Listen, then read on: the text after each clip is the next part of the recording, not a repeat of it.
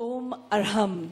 And now it's time to actually put together what happened in this panel discussion. We had lots happening, and ultimately everyone's been able to give their presentations, but we cannot let this session go without a question answer session. So may I have some questions, please? Question is to Sadhvi Sri.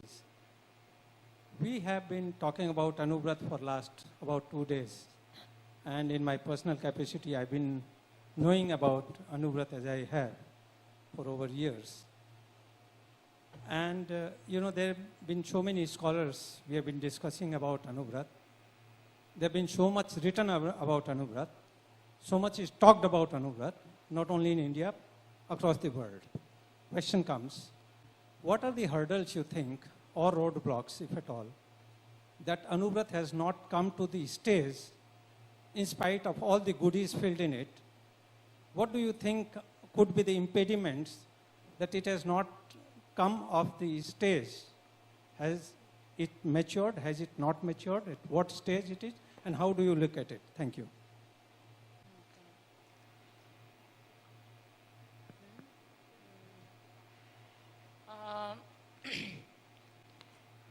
What I know about the thing, I'll try to answer your question. Since last 65 or more than that, Anuvrat is working in a society, especially in Indian society. And what I see is there is a change in the society. Because in 1960s, what the society was in India was very different. The status of women, the education, and the different social customs, racism, discrimination. There were a lot of problems. But nowadays, we have come out of, like the Jain community at least, have much influenced by Anuvrat, and it has come out of those social ill practices. And secondly, Anuvrat has worked a lot in the field of education also, because there's a Anuvrat Shikshak Sansad, a teachers congregation, where more than 3 or 4 lakhs of teachers are enrolled into it, and they are working in the field of education where they teach Anuvrat also to the students.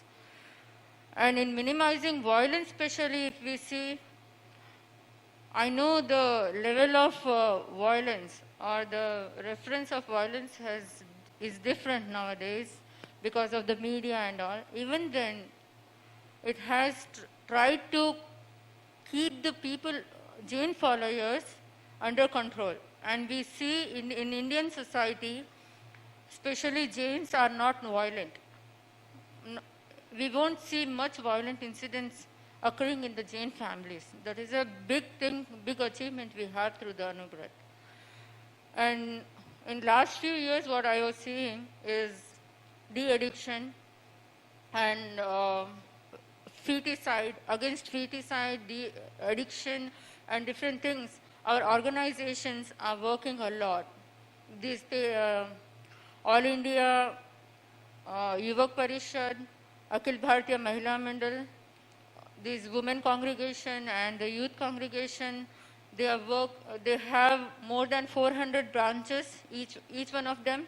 And in every state, every city, they are working with the people. They are reaching to the masses, and they're trying people to educate in living non-violent lifestyle. So that is also a better thing. And recently we had more than 60,000 students they took a vow of non-addiction. So that will contribute in the future.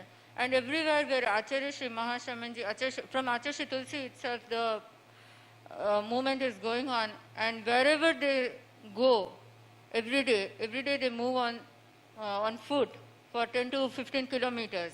And they reach to the village. And then they preach over there for a whole day. In night, they ask the problems, they solve the problems, and make people take the vow for de-addiction and some other things also. So that's the way they are making practically, they are trying to approach the problems of the society practically and making people understand and renounce what is not good for the society. Thank you. And do we have another question? This is the last question. So yes, Shivani.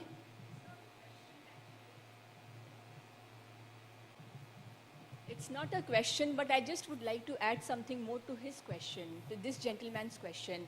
I did a research very recently on Anuvrat movement, and some of the reasons which were found for the present status of the movement is that Anuvrat movement actually reached a meteoric height in the first 25 years, which we do not see in the past 20 years.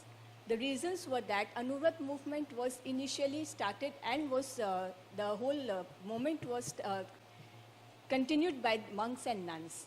Later it came to the different organizations and followers. So any movement which, how do we get inspired? We get inspired by monks and nuns because we see that they have no possession. But as a lay person, if I ask you to take this vow, whereas I am full of possessions, why would you listen to me? So that was one reason why we don't see the impact of Anuvrat movement in the current times. Secondly, even the Therapanth activities have increased multiple times. Earlier the focus was Anuvrat movement, now the focus is Vriksha meditation, science of living, and as such many other activities have come up. Thank you. Thank you, Shivani. And with that, let's head for tea. We come back to the circular economy, which is really a concept that the West has taken on with a storm, talking about it like it's a huge, big revolution. But the truth is, in our part of the world, it's something that we've been living with for thousands of years. In fact, the Jain philosophy, right from 5 BC, even when we talk about other thoughts, this has gone on, the concept of not just reuse, but actually use only what is required and ensure that it is used in such a way that it has its next purpose defined. Almost like the waves of the sea, they come and they go and you don't know what's happening. But the truth is each one has a purpose, and its purpose is merely to link with the next. And that's what a circular economy is. So enjoy your cup of tea, and in that circle of things, come right back here. Should we say 20 minutes? It's 4:30, so we'll reassemble at 4:50. Look forward to seeing you.